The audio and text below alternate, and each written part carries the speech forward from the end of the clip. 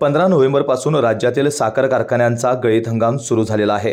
कोल्हापूर जिल्ह्यात साखर कारखान्यांनी देखील आपला गळीत हंगाम प्रारंभ करून गाळपास सुरुवात केली आहे। मात्र अद्याप साखर कारखान्यांनी एफआरपीची रक्कम जाहीर केलेली नाही, त्यामुळे शेतकरी अंधारात आहे। त्यामुळे कोल्हापूर जिल्ह्यातील साखर कारखान्यांनी एफआरपीचा दर निश्चित करून रक्कम जाहीर करावी अशी मागणी शिवसेना उद्धव बाळासाहेब ठाकरे पक्षाच्या वतीने जिल्हा प्रशासनाकडे करण्यात आली आहे। शिवसेना उद्धव बाळासाहेब ठाकरे पक्षाचे जिल्हा प्रमुख सुनील शिंत्रे यांच्या नेतृत्वाखाली आज या मागणीचे निवेदन जिल्हा प्रशासनाकडे देण्यात आलं।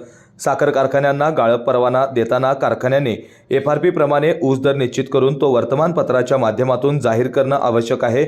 मात्र कोल्हापूर जिल्ह्यातील साखर कारखानदारांनी अद्याप आपल्या साखर कारखान्याची एफआरपी निश्चित करून त्याप्रमाणे होणारी रक्कम अथवा ऊस दरापोटी एकरकमी दर जाहीर केलेला नाही। केवळ कारखान्यावर विश्वास ठेवून ऊस उत्पादक शेतकरी ऊस पुरवठा करत आहे। कारखान्यांकडून स्पष्टता नसल्याने शेतकरी अंधारात आहे। त्यामुळे आता कारखाने सुरू झाले आहेत।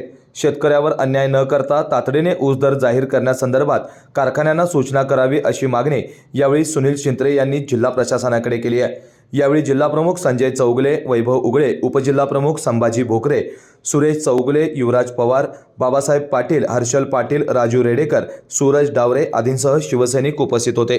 स्पेशियस, लक्झुरियस, सगळं मिळेल अगदी मनासारखं। बटू बिल्डर्स यांचा नवीन गृहप्रकल्प गृहलक्ष्मी रचना। अशाच नवनवीन अपडेट पाहण्यासाठी आमच्या KK न्यूज चॅनेलला सबस्क्राईब करा।